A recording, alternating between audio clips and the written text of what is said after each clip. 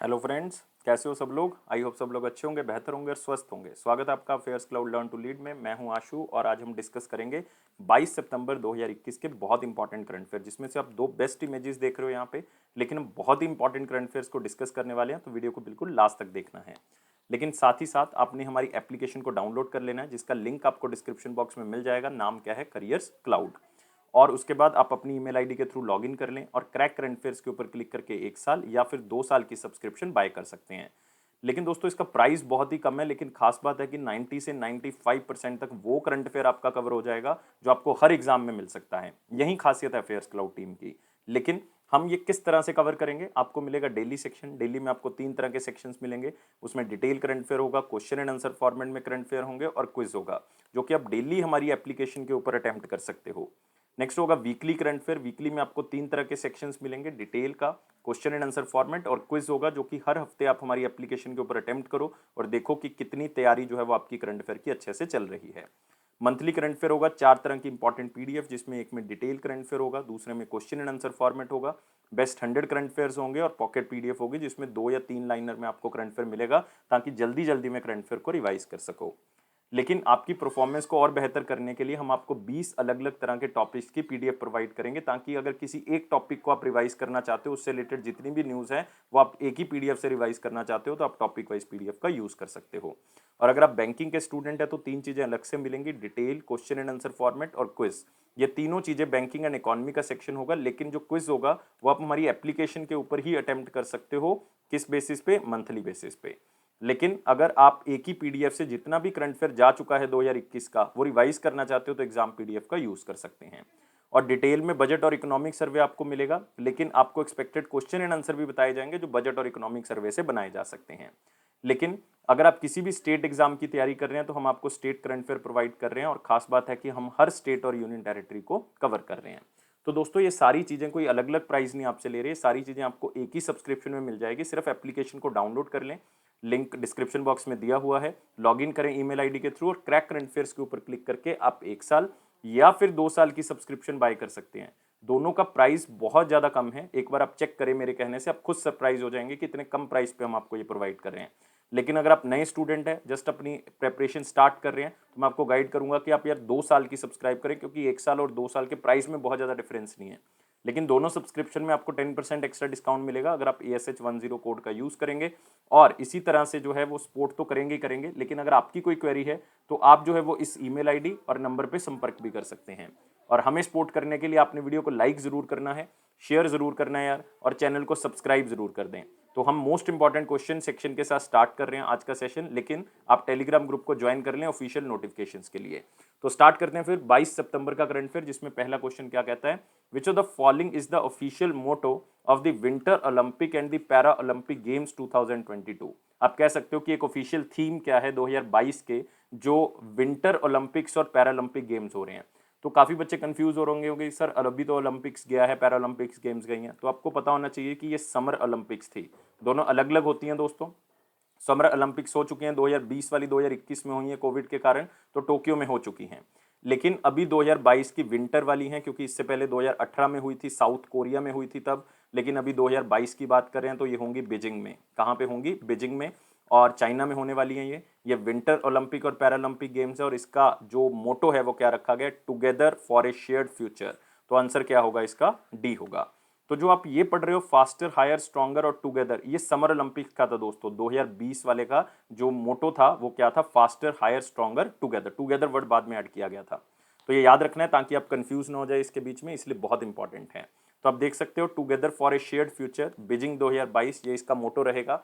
और इसका थीम क्या रहेगा, तो विंटर ओलंपिक गेम्स का जो मैस्केट होगा वो क्या होगा, बिंग ड्वेन ड्वेन, जो कि एक पांडा की तरह दिखता है। आप यहाँ पे देख सकते हो फोटो के अंदर, इस पांडा की तरह ये है वो जो आप कह सकते हो कि पूरा का पूरा जो मैस्केट है, जो पूरा का पूरा एक आप सिंबल है जो ओलंपिक्स का रहेगा, सिंपल ओलंपिक्स का। पैरालंपिक्स का ये रहेगा, ये एक पांडा की तरह दिखता है, जिसका नाम क्या है, बिंग ड्वेन ड्वेन। बिंग का मतलब होता है आइस, ड्वेन ड्वेन मतलब क्यूट। तो मतलब आप कह सकते हो क्यूट पांडा जो है वो रखा गया है। और एक पैरा ओलंपिक गेम्स का मैस्केट क्या रखा है, शुए रोहन रोहन, जो कि एक लालटेन की तरह दिखता है, जो कि एक पुरानी लालटेन जो चाइना के अंदर पाई जाती है छोटी, तो उसकी शक्ल दी जो है इसको दी गई है, तो इसलिए नाम दिया गया शुए रोहन रोहन। तो याद रखना है। और ये जो ओलंपिक्स हैं या पैरालंपिक्स हैं इसका मेन सिंबल यही है, इसका मेन जो हाईलाइट करता है ये मोटो कि यूनिटी जो है वो होनी चाहिए, हम सब ने मिलके जो है एक एफर्ट करनी है ताकि हम ओलंपिक मूवमेंट के थ्रू जो है पूरे वर्ल्ड के अंदर यूनिटी, पीस और प्रोग्रेस को प्रमोट कर सकें। यही हमारा जो है वो मेन क्या है, सिंबल रहता है। और 2022 के अंदर जो ओलंपिक गेम्स होने वाली है विंटर वाली, वो फरवरी के महीने में होंगी और पैरालंपिक्स गेम जो है वो मार्च के महीने में होती है। हमेशा जो पैरालंपिक्स गेम है वो बाद में होती हैं, पहले जो है वो क्या होती है हमारे पास सिंपल ओलंपिक गेम्स होती हैं। तो याद रखना है, बहुत इंपॉर्टेंट क्वेश्चन को कवर कर चुके हैं। अगला क्वेश्चन आते हैं। एक एक्सरसाइज हुई है दोस्तों, नेवी की एक्सरसाइज हुई है समुद्र शक्ति, कौन सी दो कंट्रीज के बीच में हुई है? एक तो इंडिया है, दूसरी कौन सी है? इंडोनेशिया है। तो याद रखना है आंसर क्या होगा, बी होगा। ये जो एक्सरसाइज हुई है ये सुंडा स्टेट के पास हुई है। कहां पे हुई है? सुंडा स्टेट के पास हुई है। आप देख सकते हो यहाँ पे इंडियन नेवी जो है वो इंडोनेशिया में पहुंची, इंडिया की 2 शिप्स जो है वो वहां पे पहुंची और उन्होंने वहां पे एक्सरसाइज परफॉर्म की समुद्र शक्ति। और इंडिया की तरफ से शिप शिवालिक और कदमत जो है वो वहां पे पहुंची जकार्ता में, क्योंकि इंडोनेशिया में हुई है ये एक्सरसाइज। और आप देख सकते हो ये है सुंडा स्टेट जहां पे ये एक्सरसाइज हुई है। और ऊपर आप देख रहे हो एक आइलैंड सुमात्रा आइलैंड, नीचे देख रहे हो एक जावा आइलैंड, दोनों के बीच में एक स्टेट। स्टेट का मतलब दोस्तों जहां पे 2 वाटर बॉडीज आपस में अलग हो रही हैं या ज्वाइन हो रही हैं, तो उसको हम क्या कह देते हैं? स्टेट कह देते हैं। तो इसलिए आपने इसको याद रखना है कि सुंदा स्टेट जो कि बहुत ही इंपॉर्टेंट स्टेट है कि जावा और सुमात्रा को क्या करता है? अलग करता है। और स्टेट 2 लैंड मासिस के, मतलब 2 जो आप कह सकते हो कि लैंड्स होंगी उनके बीच में अगर वाटर बॉडी होती है तो वो स्टेट ही कहलाती है। तो ये भी आप याद रख सकते हो। और इसका मेन मकसद यही है कि दोनों कंट्रीज के बीच की जो नेवी है उसमें जो है वो रिलेशनशिप इंप्रूव हो सके, हम अच्छी अंडरस्टैंडिंग के साथ जो है वो आगे बढ़ सके, और इंडिया की भी जो एक्ट ईस्ट पॉलिसी है उसको हम प्रमोट कर सकें। तो उसके लिए भी ये एक्सरसाइज जो है वो की गई है। लेकिन रिसेंटली नेपाल के साथ हमने एक एक्सरसाइज किया, कल ही इस क्वेश्चन को डिस्कस किया, सूर्य किरण। तो याद रखना है सूर्य किरण इंडिया और नेपाल की एक्सरसाइज है। थाईलैंड के साथ हम एक्सरसाइज करते थे, 2019 में एक एक्सरसाइज हुई थी, 2020 में नहीं हुई, 2021 में अभी देखेंगे कि होगी या नहीं, बिकॉज ऑफ कोविड-19 2020 में नहीं हुई थी। तो मैत्री थी ये इंडिया और थाईलैंड के बीच में। एक और भी करते हैं जिसका नाम है सिट मैक्स। सिट मैक्स का मतलब है सिंगापुर, इंडिया और थाईलैंड, ये 3 कंट्रीज की है, ओनली थाईलैंड की नहीं है। यूनाइटेड किंगडम के साथ एक 2020 में एक्सरसाइज हमने की थी, अजय वरियर। तो याद रखना है अजय वरियर, वो एक्सरसाइज जो है वो हम किसके साथ करते हैं? यूनाइटेड किंगडम के साथ। याद रखनी है सारी की सारी। अगले क्वेश्चन के ऊपर आते हैं। कौन सी स्टेट ने टॉप किया है third state food safety index 2020-21 को? देखो यार, इसमें 3 कैटेगरीज होती हैं स्टेट फूड सेफ्टी इंडेक्स के अंदर, लार्जर स्टेट्स, स्मॉलर स्टेट्स और एक होती है यूटी कैटेगरी। लार्जर स्टेट में जो टॉप किया है वो गुजरात ने किया है। याद रखना, पहले मैं टॉप वाली बता देता हूँ फिर सेकंड नंबर वाली बता दूंगा। तो गुजरात ने टॉप किया है, स्मॉलर स्टेट्स में गोवा ने टॉप किया है, यूटीज में जम्मू एंड कश्मीर ने टॉप किया है। तो लार्जेस्ट स्टेट में दूसरा स्थान जो है वो केरला का है, स्मॉलर स्टेट्स में दूसरा स्थान मेघालय का है और यूटीज में दूसरा स्थान जो है वो अंडमान एंड निकोबार का है। तो 2-2 याद कर लें तो ये आपके लिए जो है फायदेमंद होगा, क्योंकि कई बार एग्जामिनर दूसरा पूछ लेता है, क्योंकि पहला सब पढ़ जाते हैं, तो इसलिए दूसरा जो है वो थोड़ा सा बस एक बार पढ़ लेना है, अपने दिमाग में रखना है, अपने आप जो है वो ऑप्शन देख के आपको याद आ जाएगा।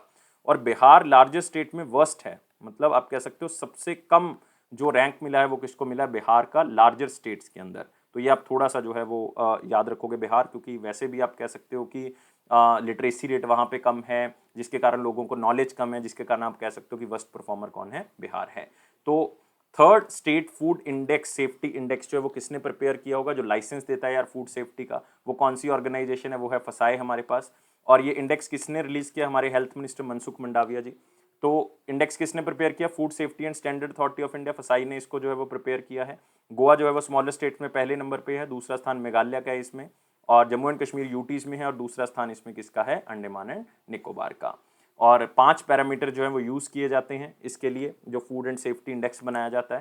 ह्यूमन रिसोर्स देखा जाता है कि कितने लोग जो हैं वहाँ पे काम कर रहे हैं, कितने अच्छे से तरीके से काम कर रहे हैं, लोगों में अवेयरनेस कितनी है, कंप्लायंस कितना है, फूड टेस्टिंग अच्छे से हो रही है या नहीं हो रही, ट्रेनिंग और कैपेसिटी बिल्डिंग कितनी है वहाँ पे, कंज्यूमर इंपावरमेंट कितनी है, मतलब लोग जो हैं वो जो कहते हैं वो हो भी रहा है या नहीं हो रहा, लोग बताते हैं उसको फीडबैक के तौर पे उसको ठीक किया भी जाता है नहीं, तो लोगों की इंपावरमेंट कितनी है, लोग कितना जो है वो वहाँ पे क्या कर सकते हैं, कंप्लेंट कर सकते हैं, उसके बारे में ये भी देखा जाता है।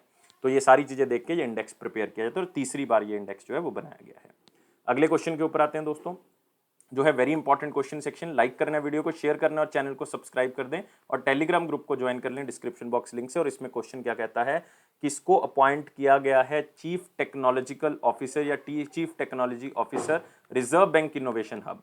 रिजर्व बैंक इनोवेशन हब बहुत इंपॉर्टेंट है। 2020 में इसको आरबीआई की तरफ से जो है वो बनाया गया था ताकि फाइनेंशियल सेक्टर के अंदर जो है वो टेक्नोलॉजी और जो इनोवेशन है वो हो सके। जैसे आप देख रहे हो बीम है, यूपीआई है, हम इनका यूज करते हैं, ये इनोवेशन ही तो है। ये फाइनेंशियल सेक्टर को और बेहतर करने के लिए तो है, टेक्नोलॉजी का यूज कर रहे हैं। तो इस तरह की टेक्नोलॉजी को लेके आने के लिए रिजर्व बैंक इनोवेशन हब जो है वो बनाया गया था। इसके जो चीफ टेक्नोलॉजी ऑफिसर बनाए गए हैं वो अमित सक्सेना बनाए गए हैं, जो कि पहले चीफ टेक्नोलॉजी ऑफिसर थे एसबीआई के, अब ये बना दिए गए रिजर्व बैंक इनोवेशन हब के। और चेहरा आप यहाँ पे देख सकते हो, ये है अमित सक्सेना जी। लेकिन बाकी जो नाम है उसमें थोड़ी सी आपको कंफ्यूजन क्रिएट हो सकती है, क्योंकि ये किसी ना किसी तरह से रिजर्व बैंक इनोवेशन हब से जुड़े हुए हैं। जो राजेश बांसल है वो सीईओ हैं दोस्तों, किसके? रिजर्व बैंक इनोवेशन हब के। सेनापति क्रिस गोपालकृष्णन फर्स्ट चेयरपर्सन है, फर्स्ट चेयरपर्सन है ये इसी के, रिजर्व बैंक इनोवेशन हब के।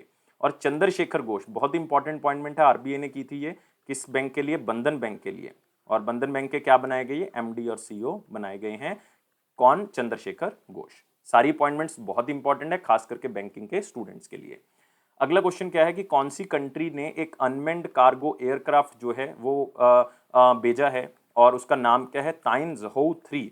और ये तीसरा है, इसलिए इसका नाम क्या है? ताइनजोउ 3। इससे पहले 2 भेज चुका है, ये तीसरा है। और ये चाइना ने भेजा है। आप सबको पता है कि चाइना एक इंटरनेशनल स्पेस स्टेशन के तौर पे जो है वो अपना एक इंटरनेशनल स्पेस स्टेशन बना रहा है, जिसका नाम क्या है? तायान गोंग। तो वहां पे यार अब सामान चाहिए होता है, फ्यूल चाहिए और बहुत सी चीजें चाहिए, तो वो इस तरह के एयरक्राफ्ट में भेजता है। तो इसलिए इस एयरक्राफ्ट का काम क्या होगा कि जितनी भी सर्विसेज हैं, कोई फ्यूल सप्लाई है या अंडर कंस्ट्रक्शन कोई मटेरियल अगर वहां पे बेचना है, तो ताकि चाइना अपना जो स्पेस स्टेशन है वो तैयार कर सके। स्पेस स्टेशन का नाम याद रखना है, तायान गोंग। और यूएसए ने वैसे भी बैन कर रखा है इंटरनेशनल स्पेस स्टेशन का यूज करने के लिए चाइना को, तो चाइना ने सोचा यार अपना ही बना लेते हैं। तो ये 2022 में क्या हो जाएगा? कंप्लीट हो जाएगा, और चाइना ऐसा पहला कंट्री बन जाएगा जिसका अपना इंटरनेशनल स्पेस स्टेशन होगा, जिसका नाम क्या होगा? तायान गोंग। अदरवाइज हमारे पूरे वर्ल्ड के अंदर जो है वो एक ही स्पेस स्टेशन है जिसको सारी कंट्री जनरली यूज करती हैं, इंटरनेशनल स्पेस स्टेशन, जो मेन 3 कंट्रीज ने बनाया था, यूएस, रशिया और जापान ने इसको मिलकर बनाया था। तो याद रखना है, जितनी भी चीजें मैंने आपको बताई हैं, खास करके चाइना के स्पेस स्टेशन का नाम याद रखना है, तायान गोंग। यहाँ पे भी आप देख सकते हो, ये जो है वो भेजा गया unmanned aircraft. Who become the 70th chess grand master? 70th chess grand master कौन बना? अभी रिसेंटली हम 69th करके हटे हैं। 69th कौन थे? हर्षित राजा थे। हर्षित राजा पूना से बिलोंग करते हैं, ये 69 थे। अर्जुन कल्याण 68 थे दोस्तों, 68 थे। और अर्जुन कल्याण जो है वो कौन सी स्टेट से बिलोंग करते थे? तमिलनाडु से बिलोंग करते हैं। और अभिमन्यु मिश्रा ये यंगेस्ट हैं, ये यंगेस्ट चेस मास्टर हैं, लेकिन ये इंडिया के नहीं है, इंडो अमेरिकन है। तो इंडिया अमेरिकन कह सकते हो आप। लेकिन आंसर क्या होगा फिर? राजा ऋत्विक हो जाएगा दोस्तों। ये 70th ग्रैंड मास्टर बिल्कुल याद रखना है, 69th और 70th जरूर याद रखना, और यंगेस्ट भी पूछा जा सकता है, अभिमन्यु मिश्रा। तो रिसेंटली राजा ऋत्विक ने एक टूर्नामेंट जीत लिया, जिसके कारण ये 70th ग्रैंड मास्टर बन गए हैं। और ये टूर्नामेंट का नाम क्या है? वजर कैप्जो ग्रैंड मास्टर चेस टूर्नामेंट, जो कि कहाँ पे हुआ? बुडापेस्ट, हंगरी के अंदर। और ये कौन सी स्टेट से बिलोंग करते हैं? तेलंगाना से बिलोंग करते हैं। तो राजा ऋत्विक तेलंगाना से बिलोंग करते हैं, हर्षित राजा पूना से, अर्जुन कल्याण तमिलनाडु से, और अभिमन्यु मिश्रा इंडियन अमेरिकन है, यंगेस्ट ग्रैंड मास्टर है। तो ये सारी चीजें आपने याद रखनी है। अगले क्वेश्चन के ऊपर आते हैं, एशियन स्नूकर चैंपियनशिप 2021 की किसने जीती है? सबसे पहले याद रखना है ये कहाँ पे हुई है? ये दोहा में हुई है दोस्तों, कतर की कैपिटल में, वहां पे ये जो है वो चैंपियनशिप हुई। और साथ ही साथ याद रखना है 2019 में भी ये एशियन स्नूकर चैंपियनशिप इसी बंदे ने जीती थी। यहाँ पे आप देख सकते हो उनका चेहरा, अगर थोड़ा सा इंटरेस्ट रखते हो आप स्नूकर के अंदर, तो आंसर क्या होगा? ये बहुत ही इंडिया के फेमस प्लेयर हैं, पंकज अडवाणी। आंसर क्या होगा? बी होगा। और ये इनका 24वां टाइटल है, 24th टाइटल है, क्योंकि इससे पहले ये 23 टाइटल जो है वो जीत चुके हैं बिलियार्ड्स और स्नूकर के अलग अलग जगह पे। और ये दूसरी बार उन्होंने लगातार ये टाइटल जीता है, क्योंकि 2020 में तो एशियन स्नूकर चैंपियनशिप हुई नहीं कोविड के कारण, तो 2021 में हुई थी, तो 2019 में भी इन्होंने जीता, 2021 में भी इन्होंने जीता। और पंकज अडवाणी वैसे ही बहुत फेमस प्लेयर है, इनको अर्जुन अवार्ड मिल चुका है दोस्तों, अर्जुन अवार्ड 2004 में मिल चुका है। राजीव गांधी खेल रत्न, जो कि अपने आप में एक बहुत बड़ा अवार्ड है, ये इनको 2006 में मिल चुका। पद्म श्री इनको 2000 जो है वो 9 में मिल चुका। और जब महेंद्र सिंह धोनी को पद्म भूषण मिला था, तब इनको भी पद्म भूषण मिला था 2018 में। तो ये भी आपने याद रखना है। अगले क्वेश्चन के ऊपर आते हैं, कौन सी स्टेट या यूनियन टेरिटरी ने पहली एक फर्स्ट मोबाइल म्यूजिक क्लासरूम और रिकॉर्डिंग स्टूडियो जो है वो खोला है, जिसका नाम क्या रखा है? म्यूजिक बस। मतलब एक बस जो है वो उसके अंदर जो है वो म्यूजिक से रिलेटेड, उसके अंदर वीडियोस जो है वो बच्चों को दिखाई जाएंगी, तो ताकि आप कह सकते हो कि बच्चों को एजुकेशनल नॉलेज तो साथ में मिलेगी मिलेगी, लेकिन उनको और तरह से भी जो है वो अलग अलग तरह की हम चीज़ें सिखाएंगे। और ये किया है यूनिक सा इनिशिएटिव दिल्ली गवर्नमेंट की तरफ से, और इसको इनॉग्रेट किसने किया? मनीष सिसोदिया जी ने। मनीष सिसोदिया जो कि वहाँ के एजुकेशन मिनिस्टर भी हैं दिल्ली के, और डेप्टी चीफ मिनिस्टर भी तो हैं। तो आप यहाँ पे देख सकते हो ये बस क्या करेगी, डिजिटल एजुकेशनल म्यूजिक वीडियोस जो हैं वो बच्चों को दिखाई जाएंगी, ताकि सोशल, इमोशनल, हेल्थ और वेलबींग के बारे में लोगों को जानकारी मिल सके, समाज के बारे में बताया जा सके, किस तरह से हेल्दी रहना है उसके बारे में बताया जा सके, ना कि खाने पीने से, इमोशनली भी आप किस तरह से हेल्दी रह सकते हो, किस तरह से अपनी हेल्थ को अच्छा रख सकते हो, ये सारी चीज़ें म्यूजिकल वीडियो के तौर पे बच्चों को दिखाई जाएंगी। लेकिन ये होंगी सिर्फ गवर्नमेंट स्कूल के बच्चों के लिए, सिर्फ गवर्नमेंट स्कूल के बच्चों के लिए। इसमें आइडिया है कि 5,000 से ज़्यादा बच्चों को क्या मिलेगा? बेनिफिट मिलेगा जो गवर्नमेंट स्कूल्स में पढ़ रहे हैं। और ये इनिशिएटिव एसबीआई कार्ड की तरफ से स्टार्ट किया गया, जो कि एक कॉर्पोरेट सोशल रिस्पॉन्सिबिलिटी के अंडर आता है, जिसके तहत जो है वो जितनी भी कंपनीज हैं उनको कुछ हिस्सा जो है वो सोशल वर्क के लिए खर्च करना पड़ता है। और ये इनिशिएटिव जो है वो आइडिया किसका है? बेसिकली कंसेप्ट किसका है? एक ग्रुप है जिसका नाम है मंजिल मिस्टिक्स। मंजिल मिस्टिक्स तो एक गवर्नमेंट स्कूल के बच्चों का ये ग्रुप है, तो उन्होंने इस आइडिया को क्रिएट किया है। अगले क्वेश्चन के ऊपर आते हैं, कौन से बैंक ने जो है वो पे पॉइंट इंडिया के साथ टाई अप किया है ताकि बैंकिंग सर्विसेज जो है वो बिजनेस कॉरेस्पॉन्डेंट मॉडल के थ्रू पहुंचाई जा सके? बहुत चर्चित मॉडल है आजकल बिजनेस कॉरेस्पॉन्डेंट, मतलब आप कह सकते हो छोटे छोटे दुकानदार हैं, छोटे छोटे कुछ बंदे अपॉइंट कर देते हैं जिनके पास कुछ मशीन्स होंगी, point of sale type machines होंगी, जिसके थ्रू जो है वो बैंकिंग सर्विसेज आप रूरल से रूरल एरिया में भी बेच सकते हो। ये होते हैं बिजनेस कॉरेस्पॉन्डेंट मॉडल। और ये रिसेंटली स्टार्ट किया कौन से बैंक ने? बैंक ऑफ बड़ौदा ने। तो याद रखना है, बैंक ऑफ बड़ौदा ने पे पॉइंट इंडिया के साथ मिलकर अपनी बैंकिंग सर्विसेज जो है वो बिजनेस कॉरेस्पॉन्डेंट मॉडल के थ्रू पहुंचाने का फैसला किया है। तो यह पे पॉइंट इंडिया और बैंक ऑफ बड़ौदा। और अब क्या होगा कि बैंक ऑफ बड़ौदा जो है वो अपने कस्टमर नेटवर्क को और एक्सपेंड कर लेगा, क्योंकि पे पॉइंट का जो ऑलरेडी जो दुकानदार हैं या जो पॉइंट ऑफ सेल मशीन्स जो यूज़ कर रहे हैं, तो उसके थ्रू पे पॉइंट मशीन्स के थ्रू जो है बैंक ऑफ बड़ौदा की सर्विसेज लोगों तक पहुंचाई जाएंगी। और ये पार्टनरशिप बैंक ऑफ बड़ौदा का नया इनिशिएटिव है, जिसको कहते हैं BOB, bank of Baroda now W, new operating model and way of working. इसमें होगा क्या? इसमें जो है वो फाइनेंशियल इंक्लूजन की जाएगी, ज़्यादा से ज़्यादा लोगों को बैंक के साथ जोड़ा जाएगा, उनको ज़्यादा से ज़्यादा सर्विसेज प्रोवाइड की जाएंगी, जैसे कि आप कह सकते हो कि सेविंग बैंक अकाउंट किसी ने खोलना है, जनधन अकाउंट किसी ने खोलना है, कोई विड्रॉल करना है, पैसे डिपॉजिट करने हैं, मनी ट्रांसफ़र करनी है, तो वो आप कह सकते हो कस्टमर सर्विस पॉइंट जो पे पॉइंट के हैं वहाँ पर जाके बैंक ऑफ बड़ौदा की सर्विसेज आप ले सकते हो। तो ये फ़ायदा होगा। तो पे पॉइंट इंडिया के साथ जुड़ने का तो ये फ़ायदा हो गया। लेकिन रिसेंटली बैंक ऑफ बड़ौदा ने एक को ब्रांडेड रुपए डेबिट कार्ड भी निकाला है, किसका? भारत पेट्रोलियम कॉर्पोरेशन लिमिटेड का। बस इतना ही याद रखना है कि एक मोबिलिटी कार्ड जो है वो निकाला है। सिर्फ इतना याद रखना है कि भारत पेट्रोलियम कॉर्पोरेशन लिमिटेड का जो रुपए डेबिट कार्ड है वो किसने लॉन्च किया है? बैंक ऑफ बड़ौदा ने लॉन्च किया है। और बैंक ऑफ बड़ौदा के बारे में जरूर याद रखेंगे, बैंक ऑफ बड़ौदा जो सीईओ हैं वो संजीव चड्ढा हैं, संजीव चड्ढा। इसका हेडक्वार्टर वडोदरा में है, गुजरात के अंदर। और रिसेंटली देना बैंक और विजय बैंक जो है वो इसके अंदर मर्ज किए गए थे। और पे पॉइंट के बारे में कुछ याद करने की जरूरत नहीं, इसका इंडिया में हेडक्वार्टर जो है वो मुंबई में है। अगले क्वेश्चन के ऊपर आते हैं। ट्राइफेड ने एक एमओयू साइन किया है ई ग्रोसरी प्लेटफॉर्म के साथ, जो कि सब्जियां सुब्जियां जो हैं वो बेचते हैं।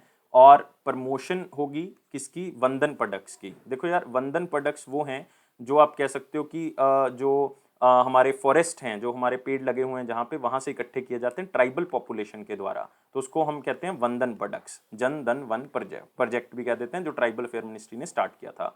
और ट्राइफेड जो है वो एकमात्र ऑर्गेनाइजेशन है जो ट्राइबल अफेयर्स, मतलब जो अलग अलग पिछड़ी जाति के लोग हैं या आप कह सकते हो कि आदिवासी लोग हैं, उनके जो सामान हैं उनको बेचने का काम करता है, उनको और प्रमोट करता है ताकि उनकी इनकम बढ़ सके, और आप कह सकते हो ताकि उनका जीवन स्तर जो है वो ऊंचा उठ सके। उसके लिए ट्राइफेड ने ये साइन अप किया है कौन सी कंपनी के साथ? ताकि जो ट्राइबल्स के प्रोडक्ट होंगे उनको उस मार्केट पे ऑनलाइन बेचा जा सके, ताकि उनको फायदा हो सके।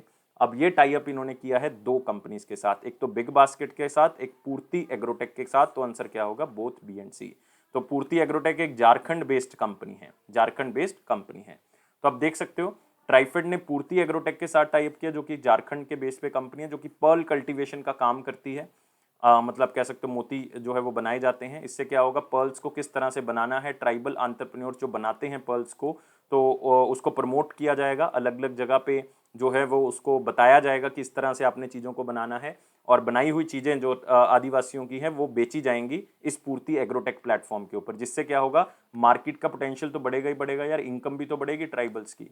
और बिग बास्केट भी यही काम करेगा, जो ट्राइबल के प्रोडक्ट्स हैं, जो ये वंदन प्रोडक्ट्स हैं, उनको बेचेगा, जिसके कारण क्या होगा, आप कह सकते हो नई बिजनेस खुलेंगे ट्राइबल्स के अंदर, उनकी प्रोडक्टिविटी इंक्रीज होगी, उनमें आप कह सकते हो कि ताकत आएगी कि वो आगे बिजनेस को अपना बढ़ा सकते हैं, क्योंकि उनकी इनकम जो है वो अपने आप ही यहाँ से बढ़ जाएगी।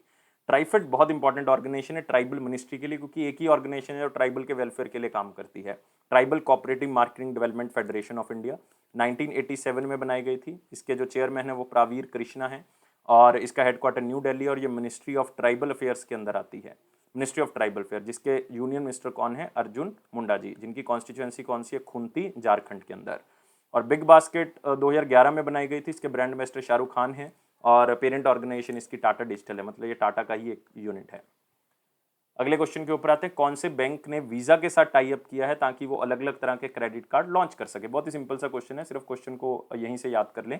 पहले इनका टाई अप यार मास्टर कार्ड के साथ था, लेकिन मास्टर कार्ड के ऊपर तो आरबीआई ने रिस्ट्रिक्शन लगाई हुई कि आप कार्ड्स को इशू नहीं कर सकते अभी, क्योंकि आपने गाइडलाइंस को फॉलो नहीं किया, जिसके कारण अब इस बैंक ने, येस बैंक ने जो है वो टाई अप कर लिया वीजा के साथ। वो 10 तरह के अलग अलग क्रेडिट कार्ड्स निकालेंगे, जो कि हर तरह के लोगों के लिए होगा, जिसमें आम लोगों के लिए भी होगा, बिजनेस कार्ड्स भी होंगे, कॉर्पोरेट कार्ड्स भी होंगे, अलग अलग तरह के कार्ड जो हैं वो दिए जाएंगे।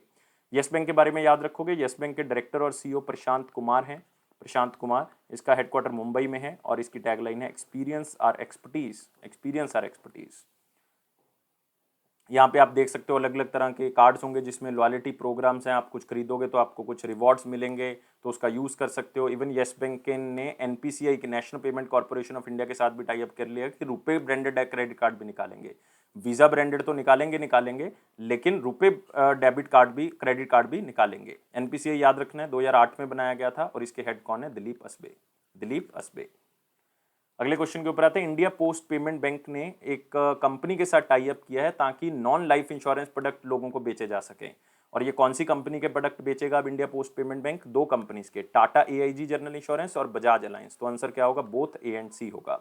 तो मतलब टाटा एआईजी जनरल इंश्योरेंस और बजाज अलायंस जनरल इंश्योरेंस के जितने भी प्रोडक्ट्स होंगे वो इंडिया पोस्ट पेमेंट बैंक की ब्रांचेस में बेचे जाएंगे, और लोगों को अवेयर किया जाएगा कि ये प्रोडक्ट्स आपके लिए फायदेमंद हैं। मतलब जो लोग इंश्योरेंस सेक्टर का यूज़ नहीं करते उनको अवेयर किया जाएगा कि इस तरह के इंश्योरेंस के आपको फायदे हो सकते हैं। तो इंडिया पोस्ट पेमेंट बैंक दो इंश्योरेंस कंपनीज के प्रोडक्ट्स को बेचेगा, याद रखना है। और आपको पता ही है कि इंडिया पोस्ट पेमेंट बैंक एक डाक बैंक है, जिसमें जो है वो अलग अलग जो ग्रामीण डाक सेवक हैं और साथ में जो पोस्टमैन हैं उनके पास अब माइक्रो एटीएम्स भी होते हैं। माइक्रो एटीएम्स के थ्रू वो इन पॉलिसीज़ को बेचने का काम करेंगे, और ये सबसे बड़ा योगदान रहेगा इंडिया पोस्ट पेमेंट बैंक का इन कंपनीज के थ्रू। और ये याद रखना है कि नॉन लाइफ इंश्योरेंस प्रोडक्ट्स हैं, जनरल इंश्योरेंस है, किसी भी चीज़ का, मोबाइल का है, कुछ और है, ये प्रोडक्ट्स बेचे जाएंगे। और इंडिया पोस्ट पेमेंट बैंक यार हमारे लिए इंपॉर्टेंट है। 2018 में इसको बनाया गया था department of post, ministry of communication की तरफ से, और इसके एमडी और सीईओ जे वेंकटा रामू हैं, जे वेंकटा रामू। और इसकी टैगलाइन है आपका बैंक आपके द्वार, आपका बैंक आपके द्वार। अगले क्वेश्चन के ऊपर आते हैं, 15th east Asia summit energy ministers meeting Indian side पे किसने अटेंड की है। तो इसमें सबसे इंपॉर्टेंट कीवर्ड तो यही है, east Asia summit. Energy ministers meeting है, तो मिनिस्टर ऑफ स्टेट पावर कौन है, कृष्ण पाल गुर्जर जी, उन्होंने इसको अटेंड किया है। मिनिस्टर ऑफ स्टेट पावर हैं ये, तो कृष्ण पाल गुर्जर जी ने इसको इंडिया साइड पे अटेंड किया है। और इसका थीम क्या है, we care we prepare we prosper, ये थीम है इसका। और इसमें इंडिया ने बताया है कि किस तरह से वो इंडिया एनर्जी ट्रांजिशन के लिए काम कर रहा है, हम किस तरह से इलेक्ट्रिक व्हीकल्स के ऊपर फोकस कर रहे हैं, क्लीन एनर्जी के ऊपर फोकस कर रहे हैं, उसके लिए पॉलिसीज़ बना रहे हैं। इवन हमारा टारगेट है कि हमने 2022 तक 175 गीगावाट, 175 गीगावाट सिर्फ क्लीन एनर्जी प्रोड्यूस करनी है, और 450 गीगावाट हमारा टारगेट रखा गया, 2030 तक रखा गया है। तो इसको अचीव किस तरह से करेंगे, ये सारी इंफॉर्मेशन यहाँ पे दी गई है। और ये जो ईस्ट एशिया समिट है ना दोस्तों, इसमें सबसे बड़ा ग्रुप जो है वो कौन है, एशियान, क्योंकि एशियान की जितनी भी कंट्रीज हैं वो सारी की सारी ईस्ट एशिया समिट की मेंबर हैं। तो उन्होंने बताया कि किस तरह से एशियन ग्रुप जो है वो हमारे लिए इंपॉर्टेंट है, और इंडिया हमेशा एशियन के लिए काम करता रहेगा, क्योंकि एशियन से ही जो है वो हम लोग जुड़े हुए हैं, और एशियन से जुड़ने का मतलब है कि हमारा ट्रेड जो है वो बहुत ही अच्छा हो सकता है। और कमर्स और इंडस्ट्री मिनिस्टर, जो मिनिस्टर ऑफ स्टेट हैं अनुप्रिया पटेल जी, उन्होंने east Asia summit east Asia summit economic minister meeting भी जो है वो अटेंड की है। ये भी आपने याद रखना है। अनुप्रिया पटेल जो कि मिनिस्टर ऑफ स्टेट हैं कॉमर्स एंड इंडस्ट्री की, उन्होंने इसको अटेंड किया है। उन्होंने बताया कि ईस्ट एशियन जितने भी पार्टनर्स हैं, जितने भी कंट्रीज इसकी मेंबर हैं, उनके साथ वो टाई अप करेंगे ताकि वो अलग अलग तरह की ड्रग्स, अलग अलग तरह की मेडिकल टेक्नोलॉजी के ऊपर काम कर सके, ताकि कोविड-19 पेशेंट्स का ट्रीटमेंट जो है वो आसानी से हो सके और वैक्सीन प्रोडक्शन में हेल्प मिल सके। तो 2 सबमिट हुई हैं ईस्ट एशिया समिट की। एक आप कह सकते हो इकोनॉमिक मिनिस्टर्स मीटिंग जो कि अनुप्रिया पटेल जी ने की है, एक हुई है एनर्जी मिनिस्टर मीटिंग जो कृष्ण पाल गुर्जर जी ने अटेंड की है। दोनों याद रखोगे। थीम क्या है? We care, we prepare, we prosper. लेकिन ईस्ट एशिया समिट याद रखोगे दोस्तों, इसकी कितनी कंट्रीज मेंबर है? 18 एशियान की कंट्रीज मेंबर हैं इसमें, 10 की 10 प्लस 8 कंट्रीज और मेंबर हैं। 8 कंट्रीज कौन कौन सी? चाइना, ऑस्ट्रेलिया, चाइना है, ऑस्ट्रेलिया है, इंडिया है, जापान है, 4 हो चुकी हैं, न्यूजीलैंड है, कोरिया है, मतलब साउथ कोरिया होगा इसमें, रशिया है और यूएसए है। तो ये दोस्तों 8 कंट्रीज और मेंबर हैं। टोटल कितनी हो जाती हैं? 18।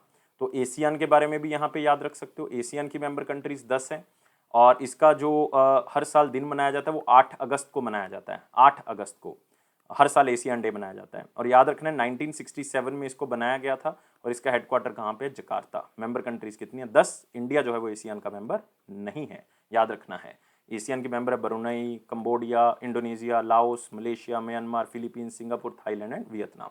इंडिया, चाइना ये कंट्रीज मेंबर नहीं। आप देख सकते हो, इसलिए तो हमने 8 कंट्रीज अलग लिखे, मतलब ये मेंबर नहीं है। अगला आते हैं दोस्तों इंपॉर्टेंट क्वेश्चंस के ऊपर। वीडियो को लाइक, शेयर और चैनल को सब्सक्राइब करें, लेकिन साथ ही साथ टेलीग्राम ग्रुप को ज्वाइन कर लें डिस्क्रिप्शन बॉक्स लिंक से। क्वेश्चन क्या कहता है? Director general of civil aviation and which company signed an agreement to work on safety and environmental protection standard. ताकि यार सिविल एविएशन सेक्टर के अंदर हम क्लीन एनर्जी नॉर्म्स लेके आ सकें, एनवायरमेंट को बचाने के लिए दोनों एजेंसीज आपस में काम कर सकें। यह है यूरोपियन एविएशन सेफ्टी एजेंसी, जिसका हेडक्वार्टर कहाँ पे मिलेगा आपको? जर्मनी के अंदर मिलेगा। तो आंसर क्या होगा इसका? ए होगा। तो आप देख सकते हो डीजीसीए और ईएएसए ने पार्टनरशिप की आपस में ताकि वो सेफ्टी इन्वायरमेंट की कर सकें। ये क्या होगा कि जो भी हमारे एरोनॉटिकल प्रोडक्ट्स हैं, मतलब जो हवाई जहाज से रिलेटेड जो भी प्रोडक्ट्स हैं, सर्विसेज हैं, वो आपस में शेयर करेंगे। और इससे क्या होगा? इंडिया को एक अपॉर्चुनिटी मिलेगी कि बेहतर प्रोडक्ट इंडिया में डिजाइन हो सकते हैं, जैसे कि एयरक्राफ्ट इंडिया में डिजाइन हो सकते हैं, एयरक्राफ्ट के इंजन इंडिया में डिजाइन हो सकते हैं। तो ये फायदा मिलेगा इंडिया को, और इंडिया इससे सेल्फ रिलायंट भारत जो है वो बनने में हेल्प मिलेगी। और डीजीसीए के बारे में कुछ याद करने की जरूरत नहीं, मिनिस्ट्री ऑफ सिविल एविएशन के अंडर आता है। सिविल एविएशन मिनिस्ट्री आपको पता है कि आजकल किसके अंडर है? वो है हमारे पास मध्य प्रदेश से मेंबर ऑफ पार्लियामेंट, और वो कौन है? ज्योतिरादित्य सिंधिया जी। अगला आते हैं इंटरनेशनल डे ऑफ पीस, जो दोस्तों शांति दिवस जो है वो मनाया गया है। और कब मनाया गया है? 21 सितंबर को जो है वो मनाया गया है। मेन मकसद नाम से पता लग रहा है कि हमने जो है वो सभी नेशंस के अंदर जो है वो शांति को जो है वो प्रमोट करना है। और 24 घंटे के लिए जो है वो कोई भी कंट्री एक दूसरे के ऊपर जो है वो गोलियां नहीं चलाएगी, कोई भी वायलेंस जो है वो कहीं पे भी नहीं होगी। अगर कहीं लड़ाई भी चल रही है तो इस 24 घंटे के अंदर कोई भी लड़ाई जो है वो नहीं होगी। और इसका थीम क्या रखा गया है? Recovering better for an equitable and sustainable world. और ये थीम जो है वो बेसिकली यही फोकस कर रहा है कि सब लोग जो है वो इकट्ठे होके हम जो है वो एक ऐसे दुनिया का निर्माण करें जिसमें हर तरफ शांति हो। तो इसी चीज के ऊपर फोकस जो है वो किया जा रहा है। अगला आते हैं दोस्तों, अगला है हमारे पास वन लाइनर इंपॉर्टेंट पॉइंट, जिसमें पहला पॉइंट तो हम ऑलरेडी डिस्कस कर चुके हैं कि India post payment bank 2 insurance companies के प्रोडक्ट को बेचेगा। नेक्स्ट है national payment corporation of India international payment limited, जो उसकी इंटरनेशनल ऑर्गेनाइजेशन एनपीसीआई की, उन्होंने लिक्विड ग्रुप के साथ टाई अप किया ताकि यूपीआई के माध्यम से, क्यूआर कोड के माध्यम से 10 एशियन कंट्रीज के अंदर जो है वो हम क्या कर सके? पेमेंट कर सकें। तो लिक्विड ग्रुप जो है वो आप कह सकते हो cross border digital payment provider है बहुत बड़ा, जो कि यूपीआई के माध्यम से और क्यूआर कोड के माध्यम से 10 एशियन मार्केट को जोड़ेगा इस यूपीआई से, ताकि पेमेंट जो है वो आसानी से हो सके। लाइक आप कह सकते हो थाईलैंड है, फिलीपींस है, Vietnam, Cambodia, Taiwan, South Korea, Japan, इन कंट्रीज को जो है वो यूपीआई के थ्रू जोड़ा जाएगा। और सबसे पहले यूज करने वाला कंट्री कौन है? भूटान, याद रखना आपने। वर्ल्ड एल्जाइमर डे 2021 21 सितंबर को जो है वो आप कह सकते हो कि इसको मनाया गया। वर्ल्ड एल्जाइमर डे जो है वो एल्जाइमर डिजीज के बारे में लोगों को बताता है। ये एक ऐसी बीमारी है जो कि मेमोरी, सोचने की शक्ति के ऊपर इफेक्ट करती है। और पूरा महीना सितंबर का वर्ल्ड एल्जाइमर मंथ जो है वो मनाया जाता है, ताकि लोगों को अवेयरनेस क्रिएट की जा सके कि किस तरह से जो है वो हम इससे बच सकते हैं, किस तरह से इसको ठीक किया जा सकता है, और किस तरह से लोगों का इस तरह के पेशेंट्स के ऊपर बिहेवियर जो है वो होना चाहिए। Next, competition commission of India ने यह अप्रूव कर दिया कि 10.40% जो हिस्सा होगा गंगावरम पोर्ट लिमिटेड का, वो अदानी पोर्ट्स खरीद सकता है। इसका मतलब अब अदानी पोर्ट्स के पास 100% हिस्सा जो है वो गंगावरम पोर्ट का आ चुका है, जो कि कहाँ पे है, आंध्र प्रदेश के अंदर। याद रखना है 100% हिस्सा अदानी पोर्ट के पास चला गया है। और अदानी पोर्ट्स लिमिटेड का जो हेडक्वार्टर है वो अहमदाबाद गुजरात के अंदर है। इसके सीईओ करण अदानी हैं। बुल्गेरियन प्रेसिडेंट, बुल्गारिया के जो प्रेसिडेंट है उनका नाम है रूमेन रादेव। याद रखोगे, रूमेन रादेव बहुत ही फेमस पर्सनैलिटी हैं। इन्होंने एक टेम्परेरी प्राइम मिनिस्टर अपॉइंट किया है, स्टीफन यानेव। टेम्परेरी हैं मतलब तब तक हैं जब तक नई सरकार बन नहीं जाती, तब तक ये रहेंगे। और बुल्गारिया के बारे में याद रखना है, प्रेसिडेंट जो है वो रूमेन रादेव हैं, प्राइम मिनिस्टर स्टीफन यानेव हो गए टेम्परेरी। कैपिटल इनकी सोफिया है। कैपिटल कौन सी है? सोफिया। और करेंसी कौन सी? बुल्गारियन लेव। नेक्स्ट, इंडिया ने जो है वो 6th BRICS young scientist forum को जो है वो चेयर किया है। बाय डिफॉल्ट चेयरमैनशिप जो है वो इंडिया के पास है, तो इसका मतलब इंडिया ही चेयर करेगा उसको। और इंडिया की तरफ से संजय भट्टाचार्य, जो कि आप कह सकते हो ब्रिक्स के शेरपा हैं और सेक्रेटरी भी हैं, ये ब्रिक्स के शेरपा हैं, तो उन्होंने इस मीटिंग को इंडिया की तरफ से अटेंड किया है। और ब्रिक्स टैक्स अथॉरिटीज़ की भी मीटिंग हुई है, जिसको अटेंड किया है इंडिया के रेवेन्यू सेक्रेटरी जो हैं तरुण बजाज, उन्होंने इसको एड्रेस किया है। और इंडिया रिसेंटली 15th ब्रिक्स को एड्रेस कर चुका है, मोदी जी ने एड्रेस किया था उसको। और 13th ब्रिक्स को एड्रेस कर चुका है इंडिया। और आपने याद रखना है, हम 15 साल जो है वो सेलिब्रेट कर रहे हैं। 15 year of formation of BRICS, 2006 में जो है वो बनी थी ब्रिक्स, तो हम उसको सेलिब्रेट कर रहे हैं ब्रिक्स एट द रेट 15। 15 साल हो चुके हैं ब्रिक्स को बने हुए। और intra BRICS corporation for continuity consolidation and consensus, ये इसका थीम था। अगले क्वेश्चन के ऊपर आते हैं। क्वेश्चन क्या था? 21 सितंबर 2021 का क्वेश्चन था कि कौन सा ऐसा बैंक है जिसने सबसे पहले सेविंग अकाउंट को इंडिया में इंट्रोड्यूस किया था। जितने भी बच्चों ने आंसर दिया यार, सबका आंसर सही है, लेकिन मैं कहना चाहता हूँ सब बच्चों से मैक्सिमम टू मैक्सिमम बच्चे आंसर किया करें। और आंसर क्या होगा इसका? Presidency bank. इसने सबसे पहले जो सेविंग अकाउंट फैसिलिटी इंडिया में स्टार्ट की थी 1833 के अंदर। सिमिलर टाइप का क्वेश्चन है आज भी, लेकिन आज हम पूछ रहे हैं इंटरनेट बैंकिंग सबसे पहले किस बैंक ने इंट्रोड्यूस की थी। तो ये आपने मुझे बताना है कमेंट बॉक्स में। बैंक आपके पास गिवन है, आंसर सबने देना है जितने भी बच्चे देख रहे हैं। लेकिन जितने भी बच्चे वीडियो को देख रहे हैं, लाइक भी जरूर करना है, साथ में आंसर जरूर दे रहना है, कमेंट जरूर करना है, सब्सक्राइब जरूर करना है चैनल को, बेल बटन को प्रेस कर दो और टेलीग्राम ग्रुप को ज्वाइन कर लो। ये 2-3 काम यार मैं आपको कहता हूँ, ये कर दिया करो, कोई कॉस्ट नहीं है इसकी, फ्री ऑफ कॉस्ट है। और इससे क्या होगा, आपको ऑफिशियल नोटिफिकेशन मिलेगी और मुझे मोटिवेशन मिलेगी। और अफेयर्स क्लाउड का ये प्रॉमिस है कि आपका कॉन्फिडेंस जरूर बूस्ट करेगा। इसी तरह से वीडियोस को देखते रहो, लाइफ को बहुत ज़्यादा सीरियस नहीं लेना, हमेशा खुश रहोगे तो आपके आसपास का जो एनवायरनमेंट है वो भी पॉजिटिव रहेगा तो आप बहुत ही अच्छे से आगे बढ़ सकते हो और आपका एग्जाम जो है वो बहुत जल्दी क्लियर हो जाएगा। थैंक यू गाइस, इसी तरह से सपोर्ट करते रहें।